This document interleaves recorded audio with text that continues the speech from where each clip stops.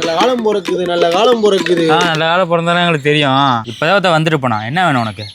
2 முறுக்கு கொடுத்தீங்கன்னா நறுக்குன்னு கடிச்சிட்டு சறுக்குன்னு போயிடுவேன். 2 முறுக்கு தானே வேணும். சரி, வீட்டில் தான் தின்னல, நீயாவது தின்னு. சாமி 3 முறுக்கு இருக்கு. மரியாதை 1 முறுக்கு கொடு, போலாம்.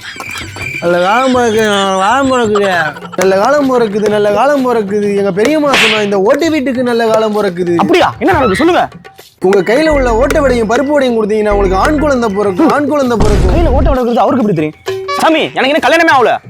அப்போ 2 பேக்கி பேண்டும் ஒரு கொரியன் ஷர்ட்டும் கொடுத்தீங்கன்னா உங்களுக்கு கல்யாணம் வரும், கூடவே ரெட்டை குழந்தை பிறக்கும், ரெட்டை குழந்தை பிறக்கும். என்ன சாமி சொல்றீங்க?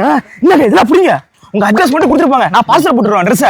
எனக்கு கல்யாணம் மட்டும் நடந்துரும்ல? கண்டிப்பா நடக்கும், கண்டிப்பா நடக்கும். நேற்று எங்க வீட்டுக்கு ஒரு சாமி வந்தாரா, அவருக்கு கல்யாணம் ஆகும்னு சொன்னார் தெரியுமா? பஜ்ஜி 10 ரூபா, பஜ்ஜி 10 ரூபா, பஜ்ஜி பஜ்ஜி பஜ்ஜி வடை போண்டா சுளியம் பஜ்ஜி பஜ்ஜி. தம்பி 2 பஜ்ஜி கொடுப்பா. ஒரு பஜ்ஜி எவ்வளோ? 1 10 ரூபா. தம்பி இங்கே 5 ரூபாய்க்கு தானே வைக்கிறாங்க.